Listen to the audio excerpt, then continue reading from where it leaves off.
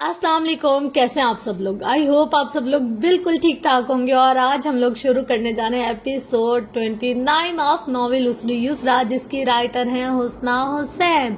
और बगैर कोई टाइम वेस्ट किए हम लोग जल्दी से एपिसोड शुरू करते हैं और एंड में हम लोग इसकी सारी गपशप करेंगे। पर सबसे बड़ी जो बात मैं कहना चाहूंगी ना, हुस्ना हुसैन, आए आए क्या तो सोना आपने लिखा है, क्या तो प्यारा आपने लिखा है। आपके लिए वो वाला है, हुस्ना मेरी सोनी सुमानी।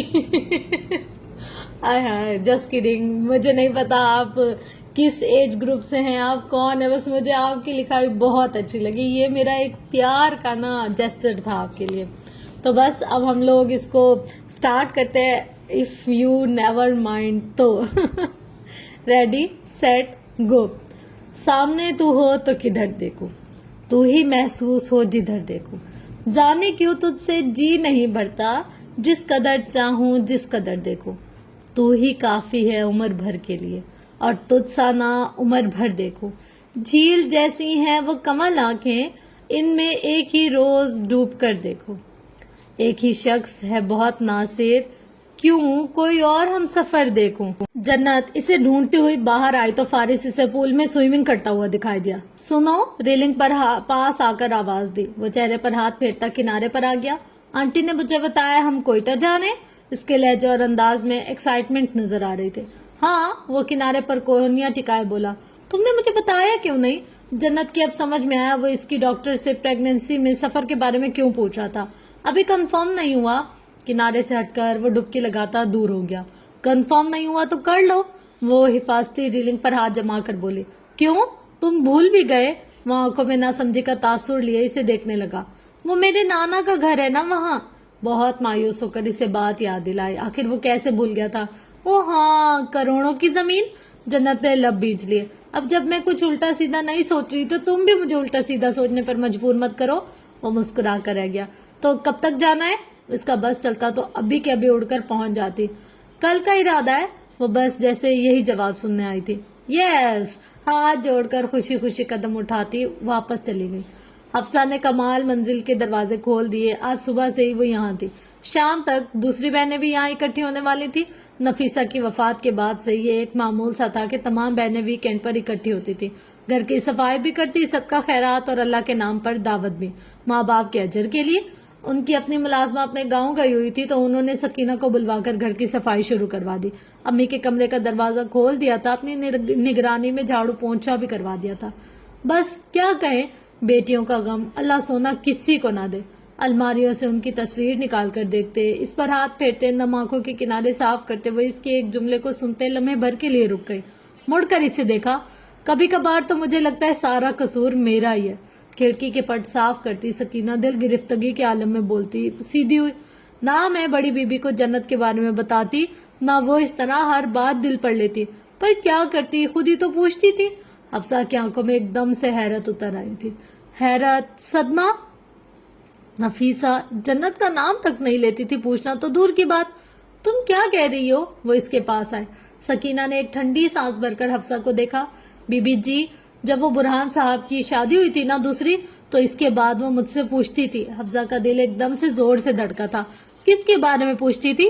जन्नत बीबी के बारे में जी, कि घर के हालात कैसे है, शौहर कैसा है, क्या चल रहा है। पहले वो घर आती थी ना यहाँ, पर वो नहीं मिलती, फिर इसने आना ही छोड़ दिया। सकीना अपने नहीं याद करवा रही थी। तुमसे तुमसे वो जन्नत का हाल अहवाल पूछती थी? जी बीबी जी, और मैं सब सच सच बताती थी। भूल गई, बेटियां तो ऐसी बातें छुपाती हैं कि माओ को तकलीफ ना हो, पर मुझे लगता था इन्हें दुख नहीं होता होगा।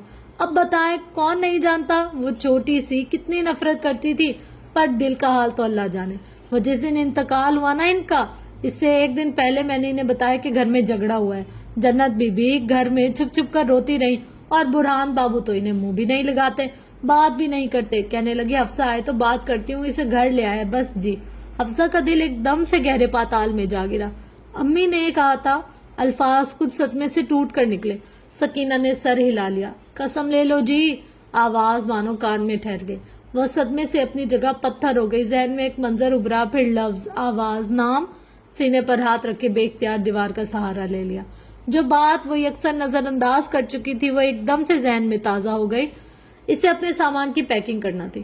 اپنی نگرانی میں ملازمہ سے وہ کام مکمل کروایا۔ شام کا کھانا کھانے کے بعد کچھ دیر تک مسز شیرازی کے پاس بیٹھی رہی، پھر ریان کو ساتھ لیے کمرے میں آ گئے۔ گزشتہ کئی دنوں کا معمول تھا کہ وہ اب اسے کمرے میں لانے ہی لگی تھی اور اپنے پاس بھی سلانے لگی تھی۔ اس کے کھلونے بھی اب یہاں وہاں بکھرے رہتے تھے۔ دادی کے پاس بھی جگہ تھی، مگر جنت ان کے آرام کے لیے اسے اپنے پاس سے سلانے لگی تھی کہ اکثر وہ رات میں خوف زدہ ہو کر اٹھ جاتا تھا۔ وہ نہیں چاہتی تھی جمیلہ داؤد بے آرام ہو۔ اسے پہلو میں کروٹ کے بل لٹایا، آہستہ سے پوچھ تھپ تھپاتے ہوئے وہ فارس کو دیکھ رہی تھی۔ نیلی جینس پر سفید اور سیاہ رنگ کے امتزاج کی ہوڈی زیب تن کے موبائل پر کسی سے بات کر رہا تھا۔ کچھ فائل، لیپ ٹاپ اور ضروری ڈاکومنٹس کافی ٹیبل پر پڑے تھے۔ ضروری ہدایت دے کر اس نے لیپ ٹاپ اٹھا لیا۔ ریان کی آنکھیں مکمل بند ہو چکی تھی، وہ نیند میں بہت پرسکون ہو چکا تھا۔ اس کی طرف سے کچھ تسلی کی، لحاف درست کر کے فیڈر ایک طرف رکھا اور اٹھ کر اس کے پاس آ بیٹھی۔ پیشانی پر بکھرے بالوں کو ایک دوسرے ہاتھ سے کچھ اور اوپر کرتا بغور کچھ پڑھ رہا تھا۔ جنت کی نگاہ اس کے فریم لیس گلاسز کی زد میں آتے عدسوں پر ٹھہر گئی۔ کیا میں تم سے ایک سوال پوچھ سکتی ہوں؟ ہاں، مصروفیت بھرے لہجے میں جواب آیا۔ وہ اجلت میں تھا۔ کوئٹہ روانگی سے پہلے وہ بہت سے کام سر انجام دے لینا چاہتا تھا۔ وہ صوفے پر سر رکھے کچھ دیر تک دیکھتی رہی، جانے کیا سوچ کر لبوں پر مسکراہٹ آ گئی، جیسے لب بھینچ کر دباتے کی کوشش کی گئی ہو اور کشن گود میں رکھ دیا۔ میں پوچھنا چاہ رہی تھی کہ ذرا سا ڈرامائی موقف دیا کہ اس نے مگ سے گھونٹ بھر کر واپس رکھ دیا۔ ٹائپنگ ہنز ہو جا رہی تھی۔ تمہیں مجھ سے پیار کب ہوا تھا؟ کی پیڈ پر متحرک انگلیوں کی حرکت تھم گئی۔ گردن موڑ کر شہزادے نے اسے دیکھا کچھ تعجب سے۔ وہ صوفے کی پشت پر سر رکھے بہت مطمئن بیٹھی تھی۔ آنکھوں میں نرمی تھی، چمک اور محبت بھی۔ لیپ ٹاپ سے ہاتھ کھینچا، وہ سیدھا ہو بیٹھا۔ نگاہیں ہنزو اس کے چہرے پر ٹھہری رہی۔ محبت؟ سوالیہ آبرو اٹھاتے وہ سنجیدہ ہوا۔ اس کے تاثرات سے جنت کمال نے ہیز اٹھایا۔ کب تمہاری نفرت ختم ہوئی؟ کب محبت شروع ہوئی؟ کب تم نے ارادہ بدلا؟ فارس نے کچھ کہنے کے لیے منہ کھولا تو اس نے ہاتھ اٹھا کر اسے روکا۔ اب یہ مت کہنا مجھے تم سے محبت نہیں، یا میں نے کب کہا کہ مجھے تم سے محبت ہے؟ آواز بھاری کر کے فارس کی نقل اتاری۔ کہہ بھی سکتا ہوں، اس نے مسکراہٹ دبا لی۔ پتا نہیں وہ اس کی نقل اتارتے ہوئے اتنی کیوٹ کیوں لگتی تھی۔ آپ کو اپنے آپ کو جھٹلاؤ گے؟ جتا کر پوچھا تو وہ مسکرا کر رہ گیا۔ اب بتاؤ بھی، وہ مصر تھی۔ ایک لمحے کا توقف کر کے فارس نے رخ بدل کر سامنے دیکھا، یوں جیسے کچھ سوچا ہو، پھر تاثرات ایسے جیسے کچھ یاد نہ ہو۔ پتہ نہیں، یاد نہیں۔ کندھے اچکا دیے۔ اس کے لاپرواہ سے رویے پر جنت کمال کو غصہ آتے آتے ختم ہو گیا۔ چہرے پر مسرت کے رنگ پھوٹ پڑے۔ موصوف نے پہلی بار تردید نہیں کی تھی۔ ثابت ہوا محبت تو اسے ہے۔ لب بھینچ کر اپنے جذبات پر قابو پاتے ہوئے ذرا سنجیدہ ہوئی۔ ایسا بھی ممکن ہے کہ تمہیں کچھ پتا نہ ہو یا تمہیں کچھ یاد نہ ہو۔ گردن سیدھی کے ایک اور طرف سے کریدا۔ وہ صوفے کی پشت پر بازو پھیلایا، مبنسا مسکرایا۔ بالکل، جیسے کہ میں تمہیں جانتی ہی نہیں ہوں۔ تو بتاؤ کتنا جان گئی ہو؟ مخصوص چیلنج کرتی مسکراہٹ دل کے تار چھیڑ گئی۔ پورے 100%۔ وہ پورا اعتماد تھی۔ پھر تو تمہیں پتا ہونا چاہیے کہ میں نے کب اور کیوں ارادہ بدلا۔ سوال کر کے پھنسا دیا۔ جنت کے لب بھینچ گئے، آنکھوں میں خفگی ابھر آئی۔ ہر بار وہ اسے باتوں میں لگا کر اس نہج پر لے آتا تھا جہاں وہ سوال کر کے جواب دینے والی بن جاتی تھی۔ کبھی یہ اپنے منہ سے کچھ کہے گا بھی یا نہیں؟ پدمزا ہو کر سر جھٹکا۔ اب اتنے اچھے موڈ کو غارت کرنا کوئی اچھی بات نہ تھی۔ اتنی مشکل سے تو صلح ہوئی تھی، سوچ میں پڑ گئی ثابت کرنا بھی ضروری ہے کہ 100% جان گئی ہے۔ وہ کشن گود میں رکھے اس کے چہرے کے اتار چڑھاؤ سے محظوظ ہوتا انتہائی سنجیدگی سے اسے دیکھتا رہا۔ لاہور سے واپسی کے بعد؟ لیکن تب تو ہماری کوئی بات ہی نہیں ہوئی تھی۔ سر اٹھا کر فارس کو دیکھا۔ اس کے تاثرات نے پھر سے کنفیوز کر دیا۔ گہری سوچ میں ڈوب کر یہاں وہاں دیکھا اور پھر کسی خیال کے تحت ایک دم سے اس کی آنکھیں پھیل گئی۔ منہ کھلا، گردن موڑ کر فارس کو دیکھا۔ اس تھپڑ کے بعد صدمے سے آواز نکلی۔ فارس وجدان کی مسکراہٹ اوڑھن چھوئی۔ جی نہیں، چڑ کر فوراً اس کی بات کاٹی۔ جنت کی ہنسی چھوٹ گئی۔ کہا ہاں ایسا نہیں ہوا۔ وہ تب کر بولا، بالکل یہی ہوا۔ ریان کا احساس کر کے اپنی ہنسی ضبط کرنے کی کوشش کرتے آواز پست کی۔ میں بے وقوف یہی سمجھتی رہی ہوں کہ تمہارے تھپڑ سے دماغ ہل گیا ہے، اس لیے تم اتنا بدل گئے ہو۔ اس کا چہرہ سرخ ہو چکا تھا، وہ ہنس کر بے حال ہو رہی تھی۔ فارس کا پارا چڑھ گیا، جبڑے بھینچ کر اس نے کشن اٹھا۔ تو ناظرین، فارس وجدان شیرازی کی محبت کی شروعات ایک تھپڑ سے ہوئی تھی۔ اینکر پرسن بن کر خبر پڑتی، کشن منہ پر رکھ کر ہنسی، پھر بھی نہ تھمی۔ کیا مسئلہ ہے تمہارا؟ مسئلہ میرے ساتھ ہے؟ جنت کو گدگدی سی ہو رہی تھی۔ میں تو ایک پہیلی بوجھنے کی کوشش کر رہی ہوں۔ کمال کا اطمینان تھا۔ جیسا تمہارا دماغ ہے کچھ مت بوجھو۔ وہ تپا ہوا تھا۔ क्यों ना बूझो, मुझे तुमसे कोई मोहब्बत नहीं हो, उठ जाओ यहाँ से। वो नहीं उठी, जिठाई से हंसती हुई बैठी रही। जन्नत का माल जब्त करके वार्निंग दी, जब मैं कह रहा हूँ ऐसा नहीं हुआ तो ओके ठीक है, आई एम सॉरी। अपनी हंसी पर काबू पाते हुए दोनों हाथ उठाकर अपनी शिकस्त मान ली। वो बड़बड़ा कर रह गया, ऐसे खफा खफा सा इसकी बात का बुरा मानता वो इस लम्हे अपने दिल के बहुत करीब लगा। मुस्कुराती निगाहों से इसे देखते हुए गला खंगार कर इसके कान में बोली, लेकिन ये तो हकीकत है ना, तुम इसके बाद ही बदल गए थे। आवाज सरगोशी के मुशाबे थी। मुझे अब तुम्हारी आवाज नहीं आनी चाहिए। वो लैपटॉप गोद में रखे अपना काम शुरू कर चुका था। क्या इस वजह से तुम्हारी फीलिंग्स बदल गई कि मैंने सीपीआर दिया था? चंद लम्हों के बाद फिर से सरगोशी हुई। तुम बाज नहीं आओगी? जबड़े भींच कर पूछा गया। नहीं, नफी में सर हिलाया।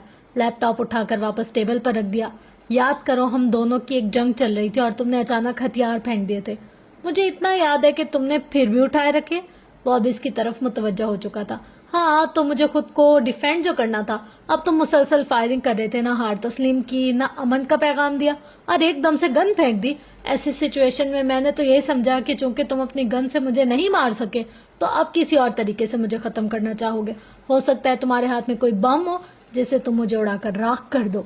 सो I had to take my safety precautions. मेरे लिए हिफाजती तदाबीर पर अमल करना जरूरी हो गया था। इसकी अनोखी मंतक और तज्जिये ने फारिस के लबों पर मुस्कुराहट बिखेर दी। आंखों में नरमी का तासुर था। बाजू के असार में लेता वो इसे अपने साथ लगा चुका था। तो इसलिए तुमने हथियार नहीं फेंके? बिल्कुल, मुझे इस वक्त तुम पर कोई भरोसा सा नहीं था, लेकिन मैं तो कर चुका था। मगर तुमने मुझे तो नहीं बताया कि चलो जंग खत्म करते हैं, दोस्त बन जाते हैं या ऐसा कुछ। वो इसके सीने पर सर रखे कह रही थी। हाँ, ये मेरी गलती है और बहुत बड़ी गलती है, जताकर बोली। अगले कई लम्हों तक खामोशी से छाई रही। माजी को सोचते फारिस फैदान लम्हे भर के लिए जैसे अपने खौल में बंद हुआ था। तुम्हें मेरा इंतजार करना चाहिए था। तुम पर भरोसा होता तो जरूर करती। मैंने सरप्राइज का कहा था, तुम मेरे जवाब के लिए रुक सकती थी। तुम्हारे सरप्राइज से भी डर गई थी मैं। जरा सर अलग होकर सर उठाया तो फारिस इसकी आंखों में देख रहा था, कुछ दुख, कुछ खौफ, कुछ परेशानी से, जैसे वो वक्त इनके माबैन फिर से आकर ठहर गया हो। जैसे इस रात स्टेचर से चादर हटाने पर इसे जन्नत का चेहरा नजर आ गया हो। इसने जन्नत के गाल पर फिसलती लिट को कान के पीछे कर दिया। चंद लम्हों का तवक्कुफ किए इसका हाथ अपने हाथ में लिया। हम लंदन बिजनेस टूर पर नहीं जा रहे थे, जैसा कि मैंने कहा था। मैंने हनीमून प्लान किया था और ये बात मैं लंदन पहुंचने से पहले तुम्हें नहीं बताने वाला था। जन्नत कमाल अपनी जगह थम से गई। मैंने तुम्हारे लिए रिंग भी ली। मेरा इरादा था हम वहाँ कुछ वक्त साथ गुजारेंगे। मैं तुम्हें समझूंगा, तुम मुझे समझने की कोशिश करोगी। हम एक नई शुरुआत करेंगे। आई प्लान्ड इट एवरीथिंग। लेकिन फिर तुम्हारी चच्ची आ गई और सब वहीं खत्म। इसे अब याद आ रहा था कराची जाने से पहले वो कितने खुशगवार मूड में था और इसे लगा नया सरप्राइज एक सजा के रूप में मिलने वाला था। अदीना जुबैर इसकी जिंदगी में वापस आने वाली थी। खुद से सब अखज कर लिया था। मैंने तुम्हें बहुत ढूंढा, वो गुम हो गई थी तो अपने आप में वो भी नहीं रहा था। आंखों में नमी लिए वो इसकी आंखों में देखती रही। वो बुआ के घर से लेने आया तो समझ लिया मजबूरी में आया, फिर ये गुमान कर लिया बच्चे के लिए अपना लिया। मगर इसके दिल में तो वो तब से थी जब वो जानता भी ना था कि वो एक्सपेक्ट कर रही है। फारिस वजदान ने इसे तमाम तर महरूमियों, इल्जाम और नफरतों के बावजूद अपना लिया था। इसे वो नाना जैसा लगा था। मोहब्बत भी इनके जैसी थी, एहसास भी वैसा, फिक्र भी वैसी ही। तासुरात में एक गम सा लिए इसके सीने पर सर रख दिया। घर छोड़ना एक गलती थी। आखिरी मुलाकात के लिए ही सही, जवाब के लिए ही सही वो रुक सकती थी। वो इंतजार कर लेती तो शायद इन दोनों के दरमियान सब वहीं ठीक हो जाता। नफरत और बदगुमानियां मिट जाती, डर खत्म हो जाता, एतमाद बढ़ जाता। थकी हुई लग रही हो, सो जाओ अब, नरमी से बोला। आंखों में थकावट और हल्की सी नींद का तासुर था, मगर वो उठने के मूड में नहीं थी। पास ही बैठी रही। वो अपना काम करने लगा तो वो बोलती रही, कुछ वो कहता रहा, अपना सवाल भूल गई, बातों में गुम हो गई। जाने क्या कुछ याद आ रहा था, इसे हंस हंस कर बता रही थी और वो भी मुस्कुराते हुए सुन रहा था। अब की बार हम लाहौर जाएंगे तो इस लड़के से जरूर मिलेंगे जिसने हमें अपनी स्टोरी में जगह दी थी। इसके पकोड़े खाएंगे। वो कह रहा था बहुत अच्छे बनाता है और हाथों पर दस्ताने चढ़ा कर रखता है और सफाई का भी बहुत ख्याल रखता है। हाँ, बेचारा बहुत परेशान था तुम्हारी हरकतों से और तुम्हारे करतब से काफी मुतासिर भी लग रहा था। इसे याद था कैसे इस बेचारे ने जन्नत को फिसलता देकर अपनी पेशानी पर हाथ मारा था। जन्नत ने तब कर सुलग कर फारिस वजदान को देखा। तुमसे बर्दाश्त नहीं होता ना कि मैं थोड़ी देर के लिए खुश हो जाऊं? बिगड़ कर पूछा। गुस्सा अलग आ रहा था, आखिर ये सारी बेइज्जती वाली बातें इसे क्यों याद रह जाती है। वो हंस दिया। اسی لمحے ریان اٹھ کر رونے لگا تو جنت فوراً سے اس کے پاس چلی گئی، برابر میں بیٹھ کر اسے دوبارہ سے لٹاتے ہوئے پشت تھپ تھپانے لگی تو وہ ذرا سا پرسکون ہو کر پھر سے سو گیا۔ فارس اب اسے ہی دیکھ رہا تھا۔ یہ نیند میں زیادہ نہیں اٹھنے لگا؟ ہاں آنٹی بتانی تھی اس عمر میں بچوں کو تھوڑی بے آرامی ہوتی رہتی ہے۔ وہ جواب دے کر اس کے اندر کا شور بڑھا گئی، وجہ جو بھی ہو، مگر اسے ہمیشہ یہی لگتا تھا وہ کسی خوف میں آ کر ہی اٹھتا ہے۔ وہ تسلی کرتا اس کے آس پاس کوئی ہے یا وہ اکیلا ہے، اور یہاں وہ گھبرا کر یوں دیکھتا تھا جیسے کچھ ایسا نظر نہ آ جائے جو وہ نہیں دیکھنا چاہتا۔ وہ رات جو اس کی آنکھوں میں تھی، اس کا خوف کہیں نہ کہیں کسی بھیانک خوف کی صورت اس کے ننھے ذہن میں بھی ٹھہر گیا تھا۔ نظر ہٹا کر خود کو اپنے کام میں مصروف کرتے خیالات جھٹک دیے۔ ریان کے برابر میں نیم دراز جنت کمال کو ایک دم سے کچھ یاد آیا تو فارس کو دیکھا۔ ہماری بات تو وہیں بیچ میں رہ گئی۔ کون سی بات؟ جنت نے دانت پیسے۔ وہی بات محبت والی کی کب ہوئی تھی؟ اس نے فارس کے لبوں پر مسکراہٹ ابھرتے دیکھی۔ اس نے جواب نہیں دیا۔ تم مجھے اگنور کرے ہو اب؟ ریان کی وجہ سے آواز سرگوشی میں ڈھلی ہوئی تھی۔ تمہیں مجھے بتانا ہی ہوگا کہ تمہیں مجھ سے محبت کب اور کس وقت ہوئی۔ وہ مسکراہٹ جو ہونٹوں پر تھی اب آنکھوں میں بھی نظر آ رہی تھی۔ جنت کمال محبت کی بات کر رہی تھی۔ فارس وجدان نے تو نام بھی اس کا خود رکھا تھا۔ وہ بڑبڑا کر نظریں ہٹا گئے۔ ریان کے برابر میں لیٹے موبائل پر کچھ دیکھتے اس کی آنکھ لگ گئی۔ اپنے کام سے فارغ ہو کر بیڈ پر آیا تو 12:30 بجے کا وقت تھا۔ جنت پر لحاف درست کرتے ہوئے لیمپ بند کرنے ہی لگا تھا کہ ریان پھر سے جاگ گیا۔ رونے کی تیاری پکڑتے اٹھ کر بیٹھ گیا۔ دوسرے ہی پل اس نے اسے گود میں اٹھا لیا۔ تحفظ کا احساس ہوتے ہی وہ فوراً چپ ہو گیا۔ آنکھوں میں نیند بھری ہوئی تھی، سینے سے لگا اونگنے لگا۔ اسے برابر میں لٹایا کچھ دیر تک اس کے چہرے کو دیکھتا رہا، پھر اس نے لیمپ آف کر دیا۔ تم نے ابھی تک مجھے وہ رنگ دی کیوں نہیں؟ اگلے دن صبح سویرے ہی جنت کمال نے اسے لان میں جا لیا۔ وہ ٹریک سوٹ میں ملبوس جاگنگ سے ابھی لوٹا تھا، متحیر سا اسے دیکھنے لگا۔ کون سی رنگ؟ بہت ضبط سے مسکرائے۔ وہی جو تم نے میرے لیے خریدی تھی۔ او بھول گیا، تم ہر اہم بات بھول جاتے ہو، برہمی سے بڑبڑا کر رہ گئی۔ میں تمہیں لندن میں دینے والا تھا، مگر جس طرح کے ہمارے حالات چل رہے تھے تم نے رنگ میرے منہ پر دے مارنی تھی۔ جنت کا منہ کچھ صدمے سے کھلا۔ کتنا غلط سوچتا ہے وہ اس کے بارے میں۔ اب میں اتنی بھی بدلیاز نہیں تھی کہ ڈائمنڈ رنگ منہ پر دے مارتی۔ اس کے برابر قدم اٹھاتا وہ جھٹکے سے رک گیا۔ ڈائمنڈ رنگ؟ جنت کا رنگ اڑ گیا۔ تمہیں کس نے کہا میں ڈائمنڈ رنگ دینے والا تھا؟ وہ اندھی گونگی بہری سب ہو گئی تھی۔ قریب سے کھسکنا چاہا تو اس نے بازو پکڑ کر روک لیا۔ وہ مجھے لگا ڈائمنڈ ہی ہوگی، گھبرا کر وضاحت دی۔ ڈائمنڈ ہی کیوں ہوگی؟ وہ بھی اڑ گیا۔ وہ لب کاٹ کر رہ گئی۔ کیا تمہاری خفیہ سرگرمیوں میں میرے سامان کی تلاشی لینا بھی شامل ہے؟ نہیں تو بھلا میں کیوں تلاشی لوں گی؟ گڑبڑا سی گئی۔ تو پھر دراز میں رکھی ہوئی تھی، نظر آ گئی، سچ بتانا پڑ گیا۔ نظر آ گئی تو اٹھا کر پہن لیتی۔ مجھے کیا پتا تھا میرے لیے ہے؟ سر اٹھا کر فارس کو دیکھا، اس کی مسکراتی نگاہوں کی زد میں جھنجھلا کر رہ گئی۔ چند لمحوں تک اس کے تاثرات سے محظوظ ہوتے ہوئے اس نے اپنے ٹریک سوٹ کی جیب میں ہاتھ ڈال کر نکالا تو وہی مخملی ڈبیا سامنے تھی۔ جنت کمال بوکھلا سی گئی، چہرے پر خفت کے سبھی رنگ چھا گئے، گویا وہ جانتا تھا صبح اٹھتے ہی پہلا سوال انگوٹھی کا ہی ہوگا، اور وہ اسے جیب میں ڈالے ہی گھوم رہا تھا۔ مذاق اڑا رہے ہو تم میرا؟ تمہیں رنگ دے رہا ہوں، مذاق کہاں سے آ گیا؟ حیران ہوا۔ ابھی دینی ہے، شام میں نہیں دے سکتے تھے؟ ڈانٹ دیا۔ فارس کی ہنسی بے ساختہ تھی، وہ تب کٹ جانے لگی۔ تم میری سمجھ سے باہر ہو، وہ اس کے پیچھے تھا۔ بات مت کرو مجھ سے۔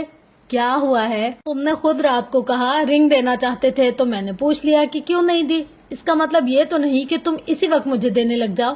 دماغ گھما ہوا تھا، خود بھی سمجھ نہیں آ رہا تھا کہ کیا کہہ رہی ہے۔ اگر اسی وقت بھی دے دی تو کیا ہو گیا؟ اتنی مہنگی چیز جیب میں ڈال کر کیوں گھوم رہے تھے؟ پھر سے لڑ پڑی۔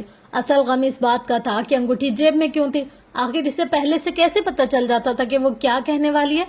فائن، شام میں دے دوں گا، غصہ ٹھنڈا کرو۔ شام میں بھی نہیں چاہیے مجھے، ضبط کر کے سر جھٹکتے اندر چلی گئی۔ غصہ ہمزو چہرے پر دھرا ہوا تھا۔ وہ ٹریک سوٹ کی جیبوں میں ہاتھ ڈالے اس کے پیچھے اپنے بیڈ روم میں آ گیا۔ وارڈروب کھولے وہ اس کے کپڑے نکال رہی تھی۔ پہلے لندن میں دینے کا ارادہ تھا تو تمہارے مزاج نہیں ملتے تھے۔ ایک لمحے کا توقف کیا۔ جس ڈنر پر دینے کا ارادہ تھا تو تمہارے ہاتھ میں زید کی انگوٹھی تھی۔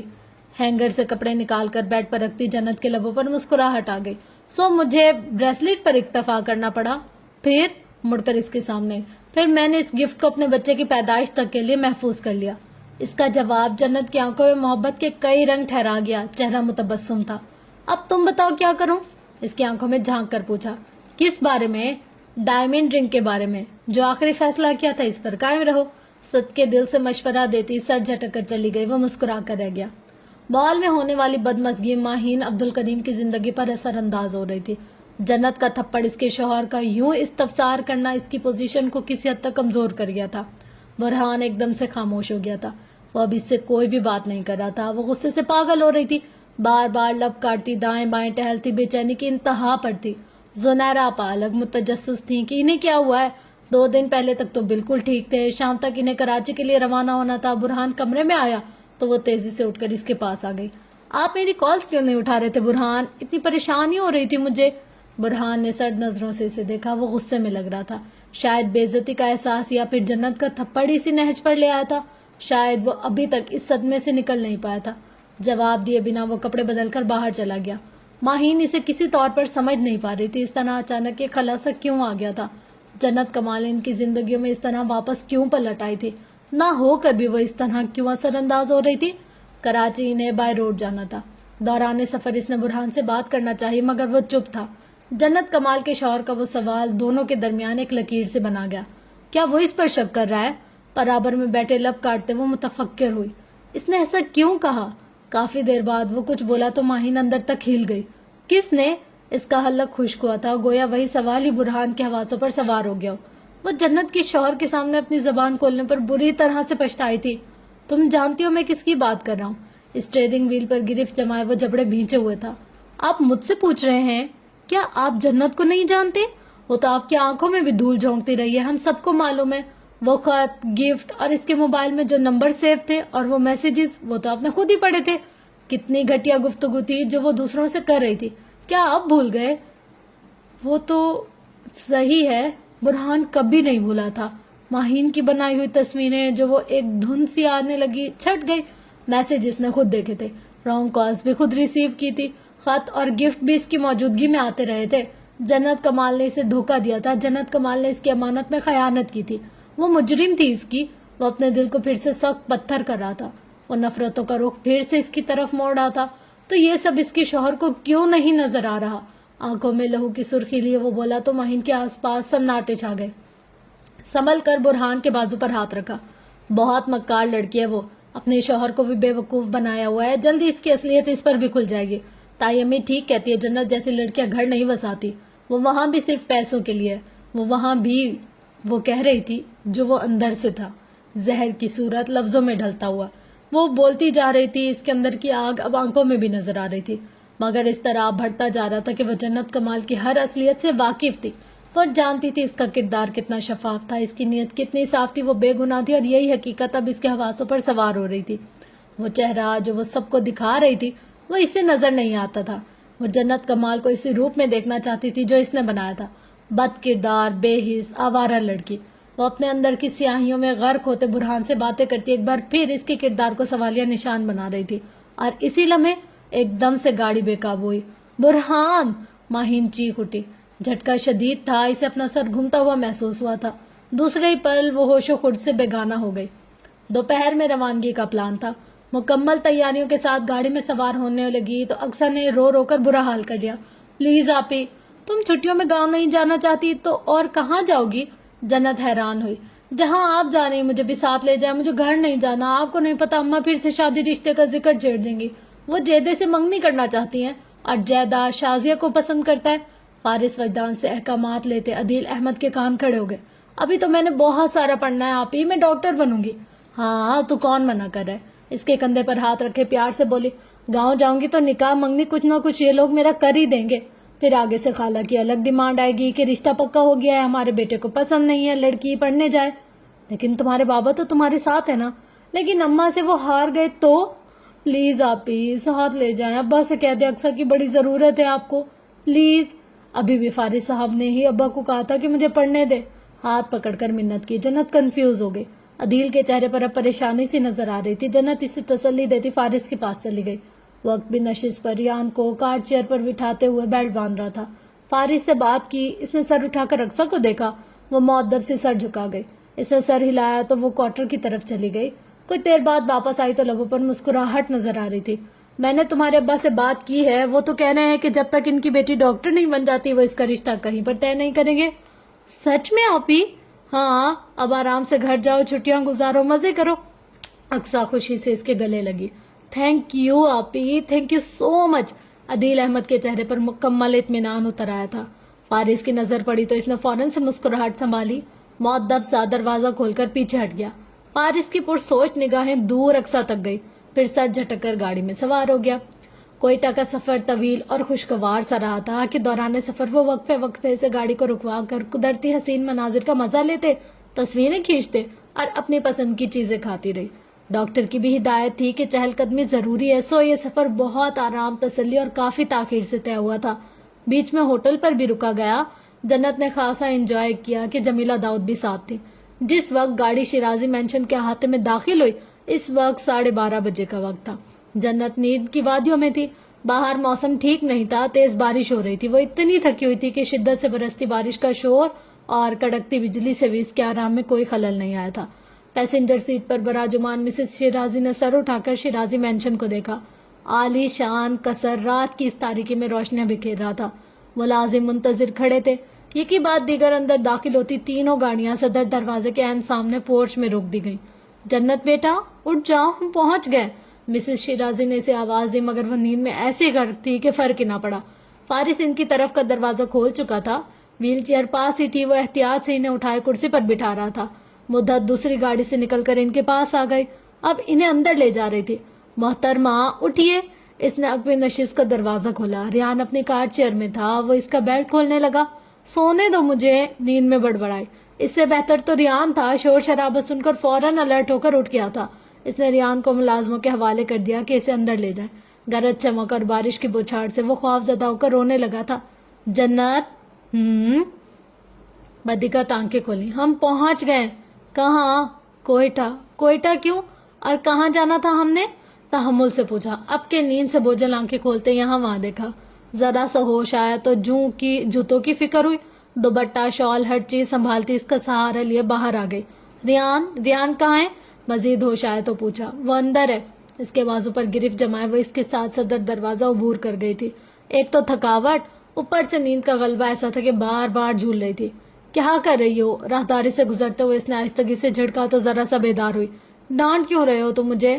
لفٹ سے اوپری منزل تک پہنچتے اس نے کمرے کا رخ کیا۔ اندر داخل ہوتے ہی بیڈ پر سو گئی۔ دوسرے ہی پل ہڑبڑا کر اٹھی۔ ریان میں اسے دیکھتا ہوں، تم آرام کرو۔ تکیہ درست کرتے شال لحاف اڑاتے ہوئے وہ باہر آ گیا۔ ریان شیرازی نے رو رو کر حشر کر لیا تھا۔ اجنبی سے چہرے تھے، نہ اسے دادو نظر آ رہی تھی نہ جنت۔ پھر فارس نظر آیا تو جان میں جان آئی۔ فارس نے اسے ملازموں سے لے لیا، سینے سے لگ کر فوراً چپ ہو گیا۔ آنکھوں میں آنسو ہنزو ٹھہرے ہوئے تھے۔ بیگم صاحبہ کہہ رہی ہیں آپ آرام کریں، ان کے ساتھ مدت ہے۔ ملازمہ نے ریان کا بیگ پکڑتے ہوئے آگاہ کیا تو وہ سر ہلا کر اپنے کمرے میں چلا گیا۔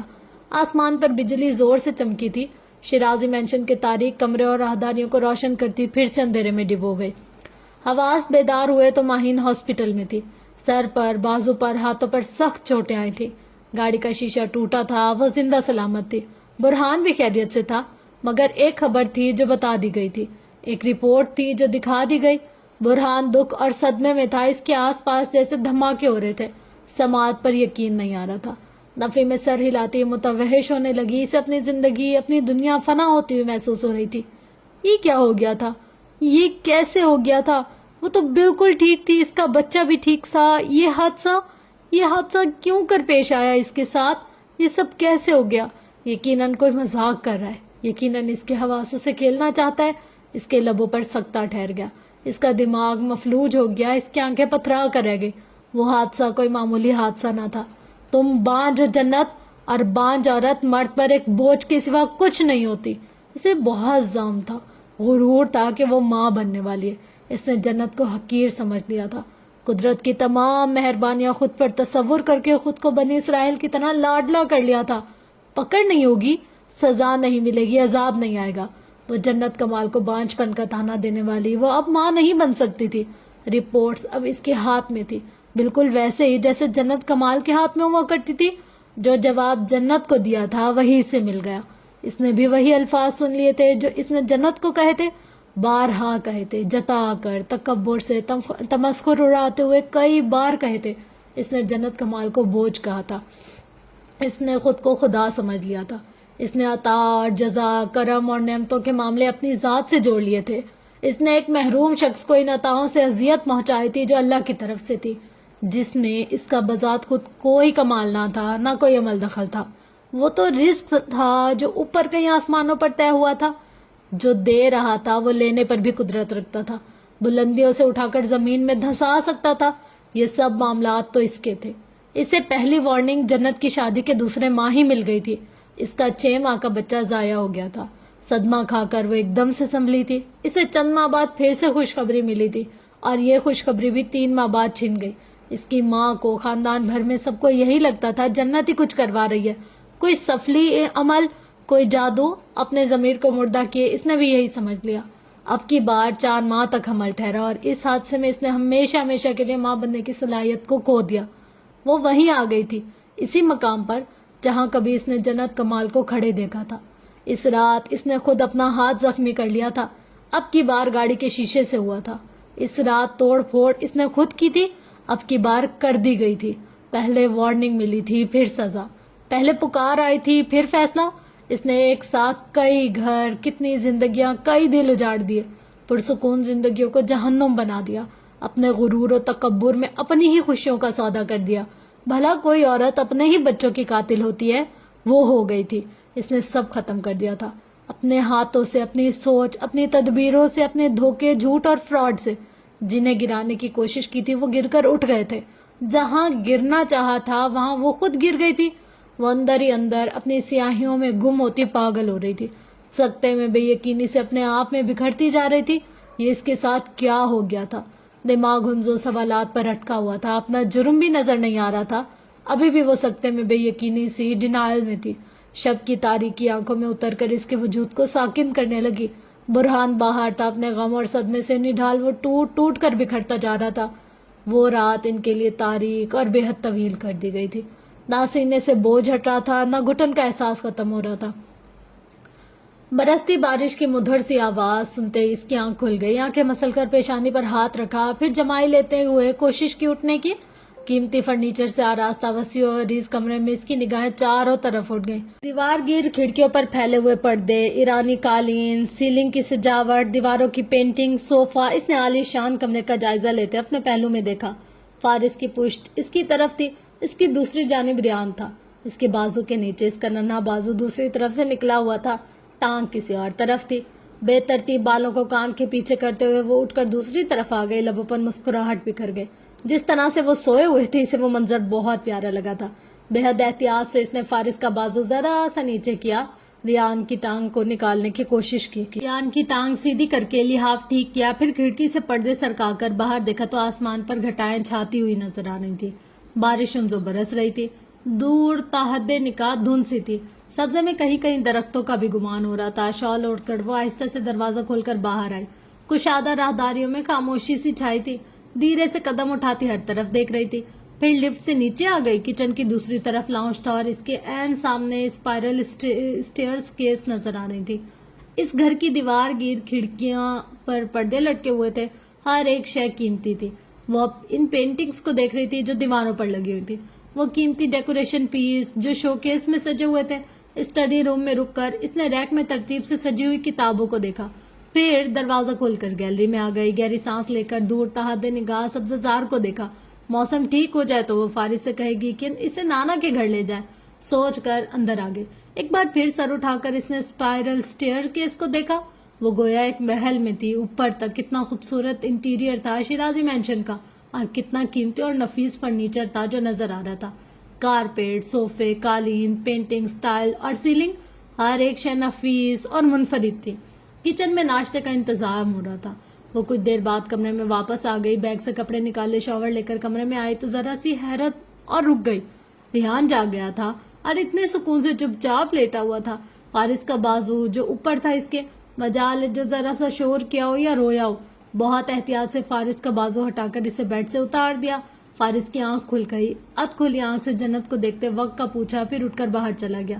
تمہاری طبیعت کیسی ہے؟ وہ ریان کا ہاتھ منہ دھلوا کر سامنے صوفے پر بیٹھی اس کے کپڑے بدل رہی تھی جب پوچھا۔ میں ٹھیک ہوں، بس ذرا سی تھکاوٹ ہو گئی ہے۔ دروازے پر دستک ہونے لگی، ناشتہ لگ چکا تھا۔ مسز شیرازی نیچے گئیں، انہیں بلایا جا رہا تھا۔ تم جاؤ، میں فریش ہو کر آتا ہوں۔ وہ ریان کا ساتھ لیے وسیع اور اس ڈائننگ ہال میں چلی گئی۔ مسز شیرازی سے مل کر ان کے پاس بیٹھ گئی۔ عجیب سی فکر نے گھیرا، ان کی آنکھیں متورم سی لگ رہی تھی. اس گھر میں انہوں نے ایک مدت گزاری تھی. شوہر، باپ جیسے سسر اور بیٹے کی یاد غمزدہ کر رہی تھی. انہوں نے ریان کو گود میں لے لیا، اس کے گال اور ماتھا چوما اور اپنے ہاتھ سے پھر سے اسے سیریلیک کھلانے لگے. کچھ ہی دیر میں فارس آ گیا تو ناشتہ شروع کر دیا گیا. چھری کانٹوں کی آواز کے ساتھ ڈائننگ ہال میں گفتگو ہوتی رہی. گھومنے پھرنے کا پلان بنایا جا رہا تھا اور اس پلان میں جنت کمال شامل نہیں تھی. ریان، اس کی دادی، اس کا چچا، بس یہ تین اور میں. تم گھر میں آرام کرو، میری ڈیلیوری تک اپنے سارے پلانز کینسل کر دو. تم وہ بھی اڑ گئے. اب تمہاری وجہ سے ہم بھی اپنی زندگی انجوائے نہ کریں؟ فارس نے پوچھا. جمیلہ داؤد ہنس پڑی. کیا ہے فارس، ہم انتظار کر لیتے ہیں. وہ مسکرا کر پلیٹ پر جھک گئی. اپنے پرسوچ خیالات میں غلطاں حفصہ گمسم سی کھڑکی میں بیٹھی تھی. گزشتہ کئی دنوں سے ان کا دل پریشان تھا. سکینہ کی باتیں ذہن میں گونجتی ہی تھی تو وہ بے سکونی اور بڑھ جاتی تھی. بہت سے سوال سر اٹھانے لگے. جنت کا چہرہ آنکھوں میں آ جاتا. ابھی بھی انہیں کچھ سوچتے کچھ سمجھتے اپنی سانسوں پر ایک وزنی سا محسوس ہوا تھا. سائڈ ٹیبل پر رکھا موبائل بجنے لگا تو انہوں نے ہاتھ بڑھا کر اٹھا لیا. تائی امی کی کال تھی. ان کی آنکھوں میں اضطراب آ گیا. ریسیو کرنا چاہتی تھی، کر نہ پائی. پھر میسج بھیجا گیا جسے پڑھتے ہی ان کے اندر دکھ کی لہر دوڑ گئی. انہیں اب گھر میں بلایا جا رہا تھا. حادثے کی کچھ معلومات ایمان کے پاس بھی تھی. اس سے بات کرنے کے بعد بچوں کو ماسی کے حوالے کیے وہ اسی وقت روانہ ہو گئے. تائی امی کے گھر پہنچ کر ان کے احساسات ایک بار پھر بدلنے لگے. جنت کی طلاق کے بعد جیسے وہ اب وہاں قدم رکھ رہی تھی. مرکزی دروازے سے اندر لاؤنج میں تقریباً خاندان کے سب بڑے مرد اور خواتین موجود تھی. سائرہ خالہ کو بھی بلایا گیا تھا. ان کی آمد سے جو گفتگو جاری تھی ختم ہو گئی. جو سناٹا چھایا تھا وہ ان کی رفتار سست کرنے لگا. سب کی آنکھوں میں ان کے لیے جو غصے اور نفرت کا تاثر تھا وہ انہیں اندر تک زخمی کر گیا. جنت کے گناہوں اور غلطیوں کی سزا وہ 6 بہنیں پچھلے 16 مہینوں سے بھگت رہی تھی. برہان سامنے سینے پر بازو باندھے کھڑا تھا. اس کا سر جھکا ہوا تھا. اس کے تاثرات میں ویرانی اتری ہوئی تھی. اس کی آنکھوں میں غم ٹھہرا ہوا تھا. فائزہ چچی کی ان پر نظر پڑی تو ایک دم سے غصے اور اشتعال میں اپنی جگہ سے اٹھ گئی. آ گئی بدبخت، دیکھو تمہاری منحوس بہن نے کیا کیا میری بچی کے ساتھ. ڈائن گھر چھوڑ کر گئی لیکن اپنے ہتھ کنڈوں سے باز نہ آئی. میری ماہین کا یہ تیسرا بچہ ضائع ہوا ہے. اس کی وجہ سے میری بچی کی گود بار بار اجڑ رہی ہے. وہ جھوٹی مکار تعویذ گنڈے کرواتی پھر رہی ہے. کچھ نہ کچھ کر گئی ہے اس کے گھر کے ساتھ جو اس کے جاتے اتنا کچھ ہو گیا. اب وہ دکھ اور صدمے سے رو رہی تھی. ایک بار پہلے بھی وہ یہ الزام جنت کمال کے سر ڈال چکی تھی. اب پھر وہی کر رہی تھی. تب غصے میں وہ اس کے گھر اسلام آباد تک چلی گئی تھی. اب بھی شاید وہ کچھ کرنے والی تھی. بات چھوٹی تھی نہ حادثہ معمولی تھا. تائی کا چہرہ بھی غصے سے لال ہو رہا تھا. ان کا برہان کتنی اذیت سے گزر رہا تھا. اس کی تباہیوں کی ذمہ دار صرف اور صرف جنت ہی تھی. دروازہ کھل گیا تو ماہین کی دوست فراسیہ سوٹ میں ملبوس بیگ کندھے پر ڈالے دوسرے ہاتھ میں موبائل لیے اڑتی رنگت کے ساتھ اندر داخل ہوئی. لمحے بھر کے لیے اپنی جگہ تھمی کہ اتنے لوگوں کی موجودگی کی توقع نہیں تھی. مشترکہ سلام کرتی وہ ماہین سے ملنے کے لیے راہداری کی طرف بڑھ گئی. ابھی کے ابھی سے کال کرو اور بولو بند کرے وہ یہ تماشا. تائی امی بھڑک کر بولی. بیچ راستے میں فرح کی رفتار سست پڑی. مڑ کر اس نے اپنے سامنے کھڑی حفصہ کو دیکھا. سب کی نگاہ ان پر تھی. سب کا غصہ بھی ان پر تھا. ماہین کی ساس مشتعل ہو کر سب کچھ کہہ رہی تھی. جنت کا کردار ایک بار پھر زیر بحث آ رہا تھا. جنت تعویذ گنڈوں کے چکر میں کبھی نہیں پڑی تائی. حفصہ کے لب آہستہ سے ہلے. جب وہ کبھی اپنی اولاد کے لیے کسی مزار کسی پیر کے پاس نہیں گئی کسی اور کے لیے کیسے جا سکتی ہے؟ بات حقیقت تھی. لبوں پر آ گئی. جنت کمال نے تو اپنی ساس کے کہنے پر بھی کسی مزار کا رخ نہ کیا تھا نہ کسی پیر سے ملاقات کی تھی. اچھا تو یہ جو ہمارے ساتھ ہو رہا ہے یہ ایسے ہی ہو رہا ہے؟ وہ چیخ پڑی. فرح کے اٹھتے ہوئے قدم ایک بار پھر تھم گئے تھے. اس کے سینے پر بوجھ بڑھ گیا. اس کی گردن جیسے کسی آہنی شکنجے میں آ گئی. بیگ کی اسٹرپ پر اس کی گرفت اتنی مضبوط ہو گئی کہ انگلیوں کے پور سرخ ہونے لگے. تمہیں کیا لگتا ہے ہم اندھے ہیں؟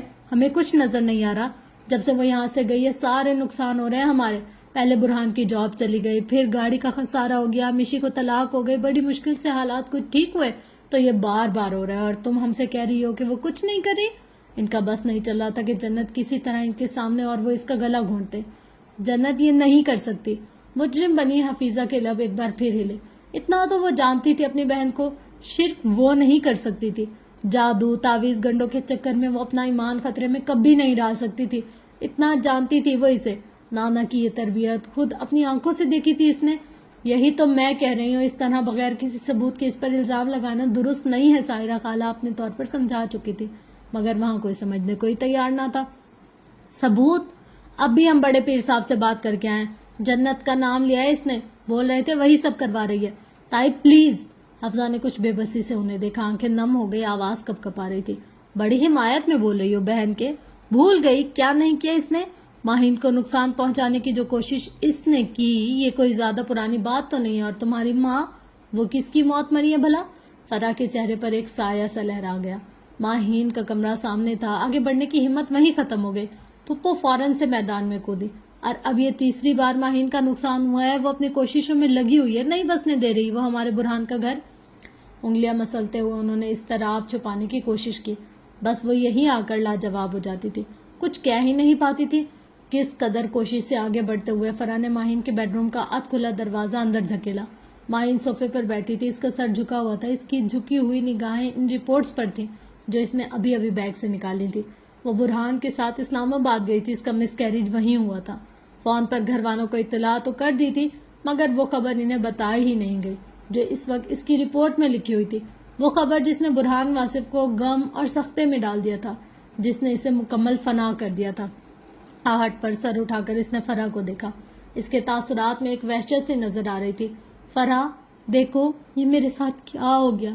آنکھوں سے آنسو ٹوٹ کر گرے اور راہداری کے اس جانب لاؤنج سے ایک واضح آواز پھر سے گونجی.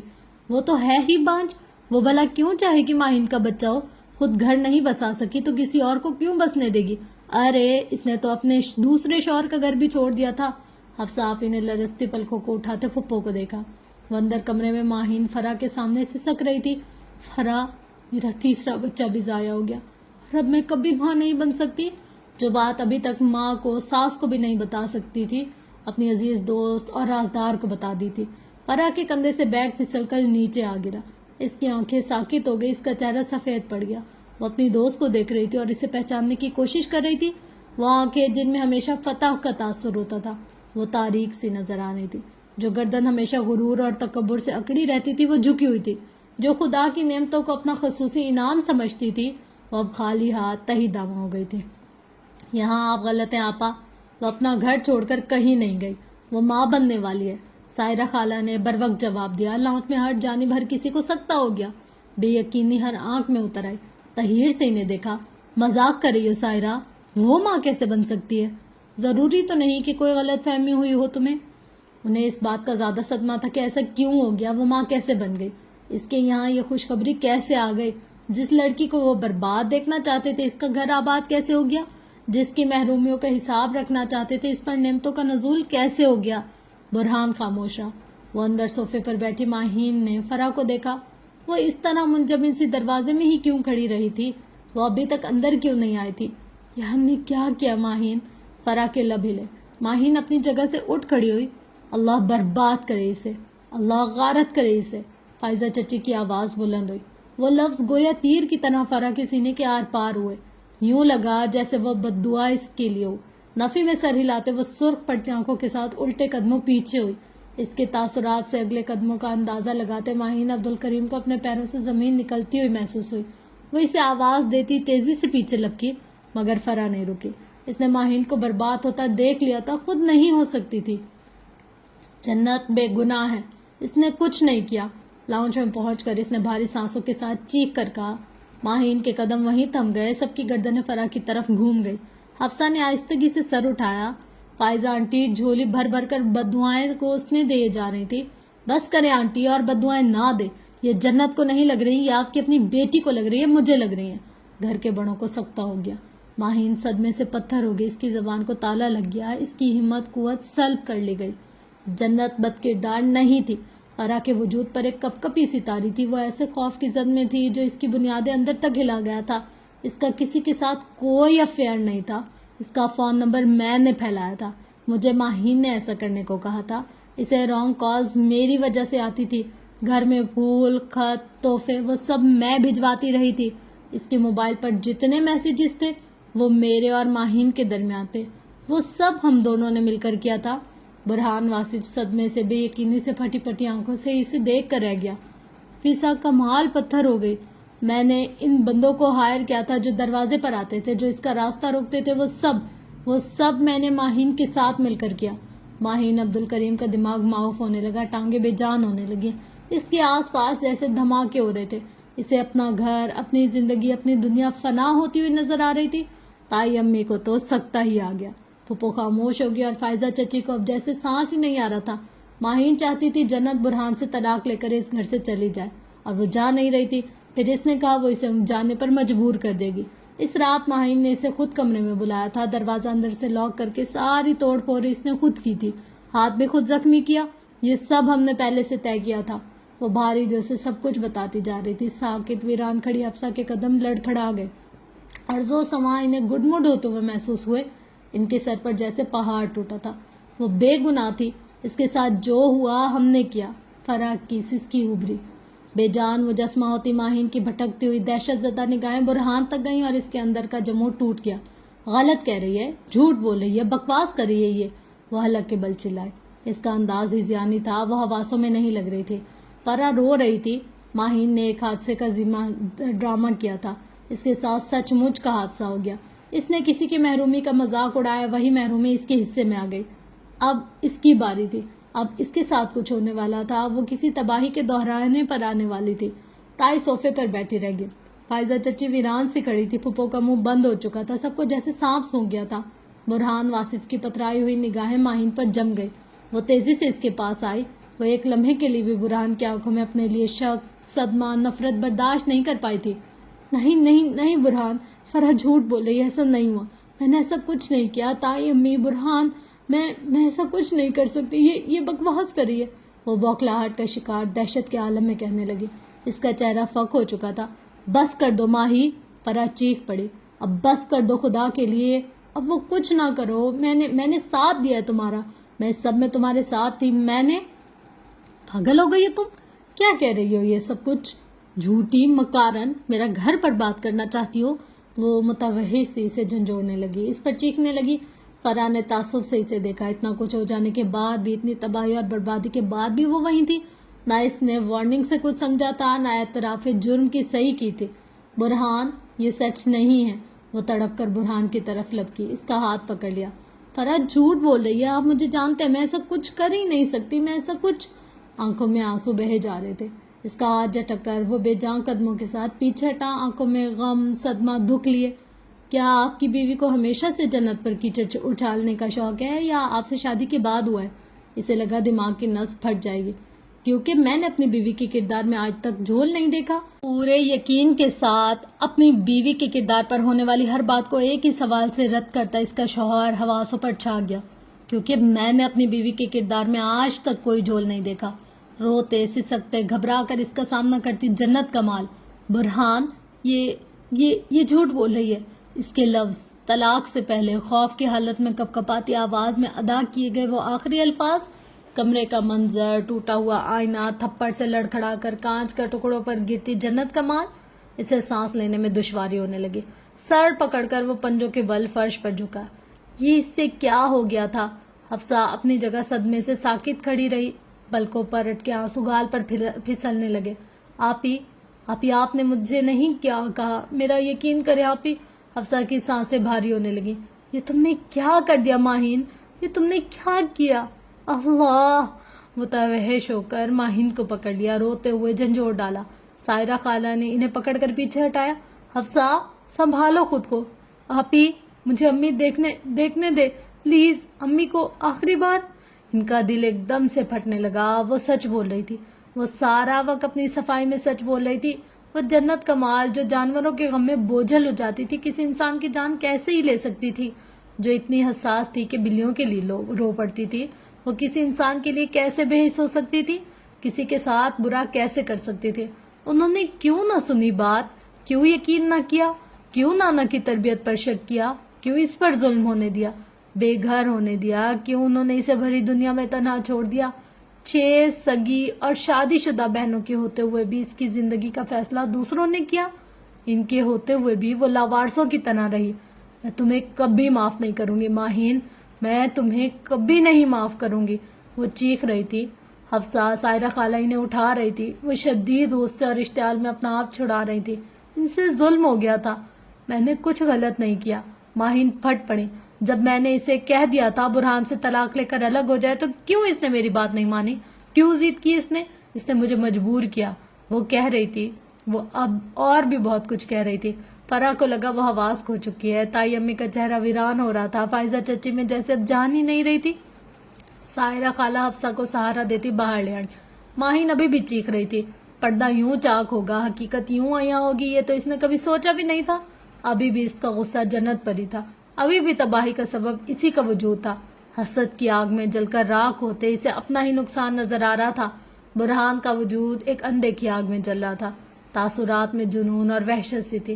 برہان پلیز پلیز میرا یقین کریں, میں آپ سے بہت محبت کرتی ہوں. میں نے وہ اس کا ہاتھ جھٹک کر شدید غصے کے عالم میں 2 قدم پیچھے ہوا. اس کی آنکھوں میں انگارے سے نظر آ رہے تھے. برہان پلیز میری بات سنیں. تڑپ کر آگے بڑھی, بازو پکڑا, منت کی. تائی امی کہتی تھی وہ نحوست جب تک اس گھر سے نہیں نکلے گی کچھ بھی ٹھیک نہیں ہوگا. میں نے تو بس وہی کیا جو وہ چاہتی تھی. میں نے تو اپنی آنکھوں میں کرب لیے. برہان نے اپنی ماں کو دیکھا. وہ نفی میں سر ہلاتے لبوں کو جنبش دیتے ہوئے کچھ کہنے کے قابل نہیں رہی تھی. برہان میں آپ سے پیار. بس کر دو ماہین. وہ اس پر برس پڑا, ہاتھ اٹھا دیے. اگر بر وقت پپو بیچ میں نہ آ کر اسے روک نہ لیتی, اسے لگ رہا تھا وہ مزید وہاں رکا تو پاگل ہو جائے گا. وہ اسی وقت دکھ اور صدمے میں مشتعل سا گھر سے نکل گیا. ماہین عبدالکریم اسے آوازیں ہی دیتی رہ گئی. فارس تیار ہو کر جا چکا تھا. مسز شیرازی اپنے کمرے میں تھی. وہ کچھ دیر تک ان کے پاس بیٹھی رہی. حماد کی, ہارون شیرازی کی باتیں سنتی رہی. ریان کمرے میں یہاں وہاں گھوم رہا تھا. اپنے کھلونے سے کھیل رہا تھا. اپنے بابا کی ہی تصویر کے فریم کو چھیڑ رہا تھا. بہت صبر اور ہمت والی خاتون تھی مسز شیرازی. بہت ضبط سے بات کر رہی تھی, بہت تحمل سے برداشت کر رہی تھی. ان کی ہتھیلی سہلاتے وہ ان کی سنتی رہی اور دلاسا بھی دیتی رہی. پھر اس نے ٹاپک بدل دیا. کتاب اٹھا لی, میگزین. وہ ان سے باتیں کرتی رہی, اپنی باتیں اور ریان کی باتیں. ریان کی ہنسی, ریان کا وجود ان کے دل کو ہلکا کر دیتا تھا. اپنے پوتے میں تو جان تھی ان کی. ریان ہنستے کھیلتے اپنا فیڈر پیتے دادو کے پاس ہی سو گیا تو ان سے اجازت لیتے اٹھ کھڑے ہوئے. اب آپ بھی آرام کیجیے گا, کافی وقت ہو چکا ہے. تکیہ درست کر کے انہیں لیٹنے میں مدد دیتے ہوئے بولی. فارس ابھی تک نہیں آیا تھا. جنت نے وال کلاک پر وقت دیکھا. کہہ تو رہا تھا 10 بجے تک آ جائے گا. میں اسے کال کر کے پوچھتی ہوں. شبہ خیر کہہ کر لائٹ آف کرتے دروازہ آہستگی سے بند کر کے وہ نیچے آ گئے. لاؤنج میں بیٹھ کر اسے کال کی. اس نے ریسیو نہ کی. پھر میسج لکھا, کہاں ہو, کب تک آ جاؤ گے. غالباً وہ کسی ایسی جگہ پر تھا جہاں سگنلز کا مسئلہ تھا کہ میسج موصول ہوتے نظر نہیں آ رہے تھے. واٹس ایپ پر اقصیٰ آ گئی. وہ اپنے گاؤں پہنچ گئی تھی اور بہت خوش تھی. آپ کو جیدے نکمے کی تصویر دکھاؤں آپ ہی؟ ہاں. پھر تصویر دکھائی. جیدہ نکما کسی ٹالی پر چڑھ کر بیٹھا ہوا تھا. کافی دلچسپ لگ رہا تھا. جیدہ اتنا برا بھی نہیں ہے اقصیٰ, اس نے ہنس کر لکھا. اقصیٰ برا مان گئی. جو اسے برا لگتا ہے وہ اس کے آپ ہی کو بھی برا لگنا چاہیے. شازیہ پسند کرتی ہے اسے. پتہ نہیں شازیہ کو اس میں کیا نظر آتا ہے. آپ کو پتہ ہے خالہ کہتی ہیں شازیہ اور جیدے کا رشتہ تو وہ کبھی نہیں ہونے دیں گی. کیوں بھائی, تمہاری خالہ کیوں ویلن بن رہی ہے؟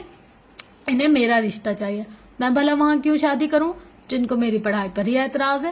بالکل, تمہارے لیے تو تمہارے ابا بہت اچھا لڑکا ڈھونڈیں گے, اس نے مسکراتے ہوئے لکھا. تو دوسری طرف اپنے گاؤں میں کھلے آسمان تلے چارپائی پر لیٹی اکثر شرما گئی. ہاں آپ بھی نا, ابھی تو میں بہت سارا پڑھوں گی اور ڈاکٹر بھی بنوں گی. اس کے بہت سے خواب تھے. تو وہ بھی پڑھائی کے بعد ہی کچھ سوچیں گے نا. اکثر مسکرائی. اسے اپنے ابا پر بہت پیار آتا تھا. فی الحال اسٹڈیز پر دھیان دو اور اپنے خاندان کی سیاست کو اگنور کرو. وہ کیا پی؟ اور جیدہ بھی کہتا ہے اکثر تو پڑھائی نہ چھوڑی تاکہ اماں تیرے سے میرا بیاہ نہ کرے. کمال ہے. وہ ہنسی. اچھا آپ ہی, صبح بات کروں گی اور گاؤں کی تصویریں بھی بھیجوں گی. ٹھیک ہے. اکثر سے بات کرنے کے بعد اس نے دوبارہ فارس کو کال کی. اس کا موبائل اب آف جا رہا تھا. وہ اس کے انتظار میں راہداری میں ہی ٹہلنے لگی. کمر پر ہاتھ رکھے آہستگی سے قدم اٹھاتے دائیں طرف دیکھا. سامنے طویل کوریڈور تھا. وہ دروازے تھے. ایک راہداری کے اختتام پر تھا اور دوسرا دائیں طرف. پہلا دروازہ اسٹور روم کا تھا. کھول کر سرسری سے اندر جھانکا. ملازموں کو اس نے کئی بار یہاں آتے دیکھا تھا. ایک طرح کا اسٹور روم, مگر یہاں زیادہ تر فائلز, ڈاکومنٹس کا ذخیرہ تھا. کچھ غیر ضروری سامان, گملے, کچھ پرانی پینٹنگز, پردے, گلدان اور گلاس ٹیبلز کے علاوہ بہت سی آرائشی اشیاء پیک شدہ حالت میں رکھی تھی. ہال نما کمرہ تھا تو ریک ترتیب سے وسط میں رکھے گئے تھے. ان میں کتابیں, کاغذات, فائلز نظر آنی تھی. کہنے کو اسٹور روم ہی تھا مگر اس کی بھی جیسے باقاعدگی سے صفائی کی جاتی تھی. مٹی و گرد کا نشان تک نہ تھا. دروازہ بند کر کے سامنے براؤن دروازے کو دیکھا. اس منزل پر یہ واحد دروازہ تھا جو بند رہتا تھا. اس طرف جانے کی اجازت نہیں ہے. پورے گھر کا ٹور کراتے ہوئے مدت نے آج صبح ہی اس سے کہا تھا. یقیناً یہ احکامات ملازموں کے لیے ہوں گے. کچھ سوچ کر وہ اسی طرف آ گئی. اس نے ہینڈل گھما کر دروازہ اندر کی جانب دھکیل دیا. نیم تاریکی میں بلب کی روشنی اندر تک گئی. بالکل سامنے ہی کھڑکیاں تھی جن سے باہر کی تاریکی نظر آ رہی تھی. اس نے سامنے والے دروازے کو بھی آہستگی سے کھول دیا. کمرے میں تاریکی تھی. ہاتھ بڑھا کر سوئچ دبایا تو لائٹس آن ہوگی. پورا کمرہ روشنی میں نہا گیا. وہ ایک ہاتھ ہینڈل پر رکھے اپنی جگہ کھڑی رہ گئی. کیا یہ فارس وجدان کا کمرہ ہے؟ اس کی آنکھوں میں حیرت کے ساتھ اضطراب اتر آیا. نیلگو تھیم میں سجا ہوا کمرہ، کھڑکیوں کے پردے ہم رنگ تھے، کتابوں کے ریک، الماری جس میں اوپر تک مختلف اسناد اور ٹرافیز سجی ہوئی تھی. وہ بھاری سانسوں کے ساتھ اندر آ گئے. پیک شدہ کارٹنز کچھ کھلے کچھ کھول کر بند کیے. شیشے سے جھانکتی ٹرافیز کچھ سلامت اور کچھ ٹوٹ کر جڑی ہوئی. اسکول اور فارس کا نام بے حد نمایاں تھا. نظر آ رہا تھا وہ کتنا ذہین اور محنتی تھا. وہ اپنی ٹین ایج میں پڑھائی اور دیگر سرگرمیوں میں شاندار کارکردگی دکھاتا رہا تھا. اس نے کلاس ایک طرف سے لائٹ کر دیا. وجدان ہاؤس میں تو اسے بچپن سے جڑی چند اشیاء ہی نظر آئی تھی، مگر یہاں تو جیسے اس کا پورا بچپن تھا. وہ ریزلٹ کارڈ اٹھا کر دیکھنے لگی. پھر اس نے ڈرائنگز اٹھا لی، سیاہ جلد والی، جس کے تمام صفحے تقریباً خالی تھے، خرید کر جیسے یوں ہی رکھ دی گئی ہو. اس نے سیاہ کور کے ایک کونے پر سنہری گراف میں لکھے لفظ وینوں کو چھوا. پھر اسے رکھ کر باکس اپنی جانب کھینچا. کنارے پر رکھی کوئی شے ہل گئی. وہ لمحے بھر کے لیے ٹھٹک گئی. جیسے تلوار پر نظر پڑی وہ اس کی تھی. وہی نیلگو نشان، وہی سیاہ لکیروں سے جھلکتا سنہری دستہ، وسط میں جڑا سرخ نگینہ، نقرئی بلیڈ اور دستے کے ساتھ جڑی باریک سی زنجیر. یہ یہاں کیسے؟ او لمحے بھر کے لیے ششود ہوئی تھی. پھر اس نے سر اٹھایا. جس جگہ سے تلوار اٹھائی تھی اسی جگہ پر گرد کی ہلکی سی تہ پر تلوار کی چھاپ نظر آ رہی تھی. گویا وہ چیز یہاں کافی عرصے سے موجود تھی، جبکہ اس کی تلوار تو باکس میں ہمیشہ موجود رہتی تھی. شدت سے دھڑکتے دل کے ساتھ اس نے دوسری چیزوں کو الٹ پلٹ کرنا شروع کیا. تصویروں کے کچھ البم، مگر وہ صرف قدرتی تصویروں سے ہی بھرا ہوا تھا. ایک باکس جس میں کچھ چیزیں رکھی تھی، ایک گلابی ہیئر پن جس پر اسٹرابری بنی ہوئی تھی، زرد رنگ کی ننھی سی گڑیا، ایک نیل پالش، چھوٹا سا آئینہ جس کے پیچھے مٹا سا جنہ لکھا تھا. جنت کمال اپنی جگہ صدمے سے گنگ رہ گئی. اس نے سفید شرٹ میں دھرے کاغذات باہر کھینچے اور کچھ تصویریں نکال کر قدموں میں بکھیر دی. ایک 7 سالہ، 10 سالہ، 12 سالہ فارس وجدان کے ہمراہ کھڑے اس کے نانا ڈاکٹر مصطفیٰ. وہ آنکھوں میں بے یقینی لیے ساکت سے اپنی جگہ کھڑی رہ گئی. پتھر حرکات و سکنات سے مکمل آ رہی. اسے لگا آنکھوں نے دھوکہ کھایا ہے. شاید ہر ادھیڑ عمر شخص میں اسے اپنے نانا کا گمان ہوتا تھا. بہت احتیاط سے نیچے فرش پر بیٹھتے ہوئے اس نے کپ کپاتے انگلیوں سے تصویریں اٹھائیں. انہیں قریب سے دیکھا. وہ اس کے نانا ڈاکٹر مصطفیٰ ہی تھے. وہی بانور چہرہ، چمکتی روشن آنکھیں، وہی مہربان مسکراہٹ. وہ جس بچے کو اپنے ساتھ لیے ہر تصویر میں نظر آ رہے تھے وہ کوئی اور نہیں، فارس وجدان تھا. تصویر کے پیچھے سرسبز میدان کے اس پار ایک عالی شان قصر نظر آ رہا تھا. اس کے ذہن کے پردوں پر دھندلی شبیہ واضح ہونے لگی. پھولے تنفس کے ساتھ وہ نیچے بیٹھی دیگر اشیاء نکالتی گئی. اس کی ڈرائنگ کا ایک ڈھیر تھا اور ہر صفحے پر اس کا نام لکھا تھا، میڈ بائے جنہ مصطفیٰ. ڈرائنگز میں باغ کا منظر تھا، ندیوں نالوں کا، اونچے پہاڑوں کا، بڑی ساری حویلی اور اس کے سامنے کھڑے ایک چھوٹے سے گھر کا. وہ گھر اس کا تھا، وہ باغ اس کا تھا، وہ خوشیوں بھرے پل، وہ صفحے پر بکھرے رنگ، وہ منظر میں ڈھلتی یادیں اس کی تھی. نانا، جنہ اور تیسرا فرد جو ہر صفحے پر تھا وہ فارس تھا. اس کا داہنا ہاتھ بے ساختہ لبوں پر آ گیا. آنکھیں مکمل بھر گئیں، سانس بھاری ہو گیا. آج تاریخ کیا ہے سلیم؟ 3 نومبر. ابھی 2 دن باقی ہیں. کیلنڈر دیکھ کر وقت کا حساب لگاتے نانا اینک اتار کر آنکھیں پوچھتے، نمی کو چھپاتے کچھ سوچ کر مسکرائے تھے. ایسی کیا خاص بات ہے 5 نومبر میں؟ سلیم اس کے پاس آ کر پوچھ رہا تھا. بابا کے دوست کا برتھ ڈے ہے. کس دوست کا؟ سلیم کو جیسے ان کے تمام دوستوں کے نام ازبر ہوئے تھے. فارس کا. کون فارس؟ حارث کی بات کر رہی ہو؟ مجھے کیا معلوم. کندھے اچکا کر کسی اور کام میں مصروف ہوتی وہ. 20 سال. انگلیوں پر حساب کرتے نانا. ہاں اب پورے 20 سال کا ہوتا وہ. اس کی آنکھوں سے آنسو ٹوٹ کر گرے. تمہیں یاد نہیں تم بہت چھوٹی تھی؟ مجھے یاد ہے وہ، مجھے وہ نہیں بھولتا. وہ اسے بھول بھی نہیں سکتا. نانا کے تمام دوستوں میں سب سے کم عمر، سب سے تنہا، سب سے پریشان حال دوست. وہ اسے بھی بہت یاد آتا تھا. تم سے پہلے میں نے اسے کبھی بھی کسی بچے سے بات کرتے نہیں دیکھا تھا. وہ اکثر کہتے تھے تمہارے ساتھ وہ بہت ہنستا تھا. اس کا دل درد سے پھٹنے لگا. حادثاتی موت تھی، کار ایکسیڈنٹ سے ہوئی تھی. اس کی سسکیاں بند گئیں، چہرہ تر ہونے لگا۔ بہت پیارا لڑکا تھا، بہت ویل مینرڈ اور دھیمے مزاج کا۔ نومبر کا مہینہ ہو اور نانا اپنے دوست کا ذکر نہ کرے، ایسا کیسے ممکن تھا؟ اب خیر سے آپ اسے ویل مینرڈ اور دھیمے مزاج کا تو نہ کہیں۔ سلیم ان دنوں چھٹیوں پر آیا ہوا تھا، اچھا خاصا بدتمیز لڑکا تھا وہ، معذرت کے ساتھ، صرف اس لیے کہ وہ تمہیں اگنور کرتا تھا۔ صرف مجھے اگنور کرتا تھا؟ آپ شاید بھول گئے، مگر مجھے یاد ہے۔ اسے اس بات سے بھی مسئلہ تھا کہ آپ کے گھر میں کیوں رہ رہا ہوں۔ وہ تم سے جیلس ہوتا تھا۔ وہ ہنسے اور پھر کافی دیر تک ہنستے رہے۔ آنکھیں تر ہو گئی، دل ڈوب گیا، پھر چپ ہو گئے۔ رات گئے تک چھت پر ٹہلتے رہے۔ اس کے ساتھ یہ نہیں ہونا چاہیے تھا، زیر لب دہراتے جا رہے تھے۔ وہ تو میرا بہادر بچہ تھا۔ اپنا کام کرتے، پریکٹیکل جرنل بناتے، وہ سب کچھ چھوڑ کر دروازے کے پاس آ کر کھڑی ہو جاتی۔ وہ اسے دیکھتے تھے، آنکھوں میں خوف اتر رہا ہوتا تھا۔ بہت دیر تک اپنے ہاتھوں میں لیے اسے خود سے لگا لیتے۔ خودکشی بذات خود ایک مسئلہ ہے، کسی مسئلے کا حل ہرگز نہیں۔ اس کا چہرہ اپنے نحیف ہاتھوں میں لے کر اس کی شہد رنگ آنکھوں میں جھانک کر کہتے، وہ تب 15 سال کی تھی۔ نانا نے پہلی بار جیسے اسے آنے والے وقتوں کی تکلیفوں پر صبر اور برداشت کا سبق پڑھانے کی کوشش کی تھی۔ سانسوں کی ڈور خود سے ٹوٹے تو ٹوٹے، تم توڑنے کی کوشش مت کرنا۔ اس کے ہاتھ بے جان ہوتے گود میں آ گرے۔ اس کی یادداشت میں سب دھندلا دھندلا سا ہو چکا تھا، مگر اس سے وقفے سے ملنے والی نانا کی باتیں یاد رہی تھی۔ وہ فارس نامی لڑکے کو کبھی نہیں بھولے تھے۔ بستر مرگ پر بھی وہ اس کی عمر کا اندازہ لگایا کرتے تھے۔ ہر نومبر کی 5 تاریخ اسی حساب کتاب کے لیے محض ہو جاتی تھی۔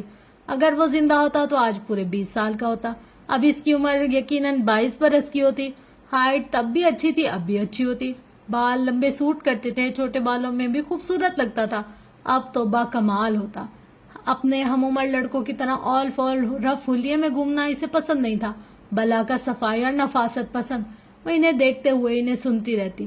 وہ تھوڑا سا وقت، تھوڑی سی باتیں، تھوڑا سا ذکر کر کے بالکل چپ ہو جاتے، اوپر سے خالی مگر اندر ہی اندر خود سے باتیں کرتے جاری رکھتے۔ وہ اس کے لیے بہت زیادہ دکھی تھے۔ انہوں نے اپنا کلینک، اپنا گھر، حتیٰ کہ وہ شہر علاقہ تک چھوڑ دیا تھا، مگر اس کی یادداشت سے پیچھا نہ چھڑا سکے، خود کو پچھتاووں سے نہ نکال سکے۔ صرف ایک تصویر اپنے بٹوے میں لگائے رکھتے تھے۔ سب سے پہلی تصویر، لڑکا 6 سال کا اور وہ 60 سال کے، دوستی کی علامت ان کی یہ پہلی تصویر پاس رکھی، باقی سب وہیں گھر چھوڑا ہے۔ کئی بار اس نے کہا تھا واپس چلتے ہیں، چند دنوں کے لیے صحیح، مگر وہ نہیں گئے۔ پہلے کوہاٹ شفٹ ہوئے، پھر لاہور، لیکن کوئٹہ دوبارہ نہیں گئے۔ اس کی ماں اسے اپنے ساتھ لے کر نہیں گئی، اس کے بابا نے اسے چھوڑ دیا، وہ بالکل اکیلا تھا۔ یہ بات سمجھ میں آتی ہے۔ جاتے وقت تو بہت خوش تھا، تم سے کہہ کر گیا تھا چھٹیوں میں واپس آئے گا۔ پھر کیا ہوا؟ کیا ہوا؟ وہ رخ موڑ کر آنسو چھپانے کی صحیح کرتے۔ اس نے بے ساختہ دائنا ہاتھ سینے پر رکھا۔ نانا کا دوست، نانا کا فارس، نانا کا بہادر بچہ۔ اس کا چہرہ تر ہو چکا تھا، وہ اب دوسری اشیاء کو دیکھ رہی تھی۔ فرینڈشپ ڈے کے کارڈز اور گیٹ ویل سون کے 3-4 پیپرز۔ وہ ٹھیک ہو گیا، پھر بھی اسے لکھ کر دیتی رہی۔ ہر بار وہ جب بھی پھول لے کر گئی، وہ کبھی بھی کچرے کی زینت نہیں بنے۔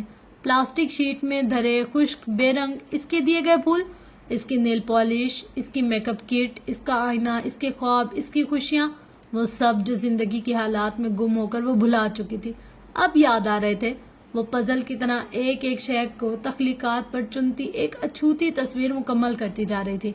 فارس، وجدان، شیرازی، سرسبز باغ، ایک وسیع و عریض لان کا سبزہ زار، اونچی دیواروں میں مقید ایک شاندار کثرنما حویلی، سڑک کے اس پار دوڑتے بھاگتے بچے، نہر کنارے پتھر، پھول، پتے اور ٹہنیاں توڑ توڑ کر پھینکتی وہ، اور ایک مبہم سا ساتھی، ایک دھندلا سا چہرہ، ایک ہلکی سی شبیہ۔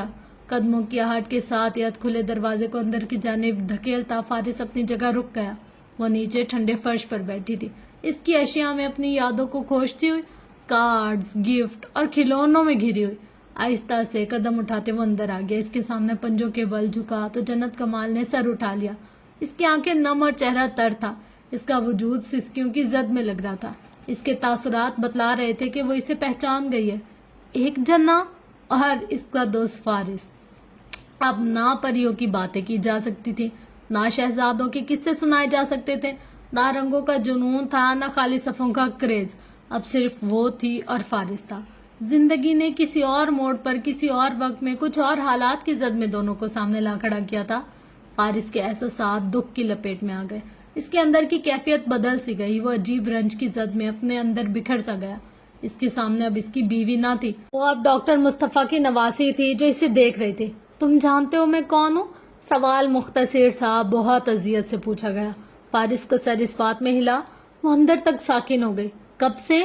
آنکھیں بھیگی ہوئی تھی. جب تم نے گھر چھوڑ دیا تھا تب تمہارے سامان میں ان کی تصویر دیکھی تھی. وہ لب بھینچ کر تحمل اور ضبط سے سرخ پڑتی آنکھوں کے ساتھ اسے دیکھے گئی. مجھے کیوں نہیں بتایا؟ شکوہ تھا, دکھ تھا, جذبات پر بمشکل قابو رکھتے ہوئے تھی. مجھے لگا ممکن ہے تمہیں کچھ یاد نہ ہو. فارس کے لیے اپنے ہی الفاظ کچھ بھاری ہو گئے تھے. لیکن تم تو یاد دلا سکتے تھے, تم تو مجھے بتا سکتے تھے. وہ رو رہی تھی, اس کا دل ڈوب رہا تھا. وہ ساری یادیں, وہ وقت, وہ لمحے, اس کا دوست اور نانا. اسے اب نانا بہت شدت سے یاد آ رہے تھے. جنت, اس کے لبوں سے بے اختیار نکلا. مجھے تمہیں ڈھونڈنا پڑتا ہے, مجھے خود تم تک آنا پڑتا ہے. کوئی پہل تم کیوں نہیں کرتے؟ تم خود مجھے کیوں نہیں کچھ بتاتے؟ اس نے فارس کا ہاتھ جھٹک دیا. مجھے ڈر تھا میں ڈاکٹر مصطفیٰ کی نواسی کا سامنا نہیں کر پاؤں گا. وہ اپنی جگہ تھم کر رہ گئی. آنکھوں میں آنسو ٹھہر گئے. اپنے اندر ایک کرب سا لیے وہ ہمت مجتمع کرتا اس کے پاس بیٹھ گیا. چند ہی لمحوں میں اس کا ہاتھ اپنے ہاتھوں میں لے چکا تھا. اس نے شکوہ کیا تھا. کوئی ابتدا وہ خود سے کیوں نہیں کرتا؟ تو ایک ابتدا وہ خود کر رہا تھا. بہت سی باتیں تھی جو دل کی تھی اور دل میں ہی رہ گئی تھی. بہت سے اعتراف ایسے تھے جو تاحال نہیں ہو سکتے تھے. وہ اب کہہ سکتا تھا, وہ اب اسے بتلا سکتا تھا, وہ اس بوجھ کو اپنے دل سے ہٹا سکتا تھا, وہ اس خلا کو اب پر کر سکتا تھا. تو جی جناب, فائنلی جنت کو بھی پتہ چل گئے کہ فارس کون ہے, اور فارس کو بھی پتہ پہلے سے ہی تھا, اس کو تو خیر پتہ تھا. بٹ یہ ہے کہ بہت مزہ آیا یار. آج کی ایپیسوڈ بہت اچھی تھی. ہائے چس آ گیا, چس یار. پتہ ہے بچوں کے جو مومنٹ آتے ہیں نا وہ بہت اچھے ہوتے ہیں. یہ لوگ کتنے اچھے ہیں نا, اس کے چاچا چاچی ریان کے کتنا خیال رکھتے ہیں اس کا. اللہ, اتنا جب ان کے سین آتے ہیں نا ایسے دل کو کچھ ہوتا ہے یار. اچھا لگتا ہے مجھے ان لوگوں کا جو اس کا خیال رکھنا ہے, پیار کرنا ہے, مخلصی ہے نا, مجھے بہت اچھی لگتی ہے. اچھا اب دیکھتے ہیں کہ آگے کیا ہوتا ہے. مجھے لگا تھا کہ یہ سٹوری نا ختم ہو جائے گی ابھی, پر ابھی رہتی ہے یار. ابھی کافی ساری باتیں ایسی ہیں جو رہتی ہیں. لیکن آپ یہ دیکھیں کہ اللہ کی لاٹھی کتنی بے آواز ہے. آخر جب انسان خود کوئی جواب نہیں دیتا نا, پھر اس کو قدرت جواب دیتی ہے. اور خدایا قدرت تو اتنا گندا جواب دیتی ہے نا انسان کے منہ پہ کہ انسان تو کچھ سوچنے سمجھنے کے قابل بھی نہیں رہتا. اب جیسے ماہین کے ساتھ ہوا یار, اس نے اتنا تو گندا کیا تھا نا اس کے ساتھ, تو آبویسلی بنتا تھا اس کے ساتھ اتنا گندا ہونا. پر ایک چیز ہے کہ نا انسان کے ساتھ چاہے برا بھی ہو نا, وہ ریئلائز نہیں کرتا کچھ چیزوں کو. مطلب اللہ تعالیٰ اس کو دکھا رہا ہوتا ہے مت کرو مت کرو مت کرو مت کرو, پر وہ اللہ تعالیٰ کے اشاروں کو, اللہ تعالیٰ کی جو بھی مطلب باتیں ہوتی ہیں یا اس کی طرف جو بھی احکامات آتے ہیں اس کو سمجھتا نہیں ہے. چاہے ہم بھی ہیں, ہم بھی کوئی فرشتے نہیں ہیں, دودھ کے دھلے ہوئے نہیں ہیں. یعنی کہ اگر ہم کئی جگہ جاتے ہیں تو ہمیں لگتا ہے یار سارے ظلم ہم پہ ہی ہو رہے ہیں, اور ہم یہ نہیں سوچتے کہ یار کسی جگہ تو ہم بھی ظالم ہیں. چاہے ہم بھی ہیں تو ہمیں اپنا بھی محاسبہ وقت کے ساتھ ساتھ کرنا چاہیے کہ کہیں ہم تو کسی پر ظلم نہیں کرے. بظاہر وہ چیز جو ہماری نظر میں درست ہے کہ یار ہم نے یہ کیا, اپنی طرف سے ہم نے صحیح کیا, پر کیا اگلے بندے کے لیے وہ صحیح ہے؟ اور اگر جہاں آپ کو لگے کہ آپ کی غلطی ہے, آپ کو چاہیے آپ فوراً معافی مانگ لے. یار دنیا میں معافی مانگ لے کیا ہوگا, زیادہ سے زیادہ معاف نہیں کرے گا انسان, تھوڑا شوش آ کر دے گا, فلاں آیا تھا مجھ سے معافی مانگنے, میں نے تو معاف نہیں کیا, یہی ہو جائے گا نا اتنا. لیکن اللہ تعالیٰ کی یہاں ہمارا کتنا مقام اور رتبہ ہوگا ہم سوچ بھی نہیں سکتے, تصور بھی نہیں کر سکتے. تو جہاں اگر سوری کرنے کی بات ہوتی ہے تو میں تو جھٹ سے سوری کر لیتی ہوں. میں کہتی ہوں یار دنیا کی معافی صحیح ہے, آخرت میں پوری آگے پیچھے زندہ مردہ ساری عوام ہوگی, ان سب کے سامنے بھی تو معافی مانگنی ہے, تو کیوں نہ دنیا میں ہی مانگ لے, چاہے اکیلے میں مانگ لے چاہے سب کے سامنے مانگ لے, لیکن دنیا کا حساب دنیا میں ہی کلیئر کر لیا جائے. تو بس یہ تھی آج کی ایپیسوڈ. ہوپس ہو کہ آپ کو یہ ایپیسوڈ پسند آئی ہوگی. انشاءاللہ ملتے ہیں نیکسٹ ایپیسوڈ میں. تب تک کے لیے اپنا گرد و نواح اہل و عیال کا بہت زیادہ خیال رکھے گا, اور مجھے اپنی دعا میں بہت زیادہ یاد رکھے گا. Love you all. اللہ حافظ.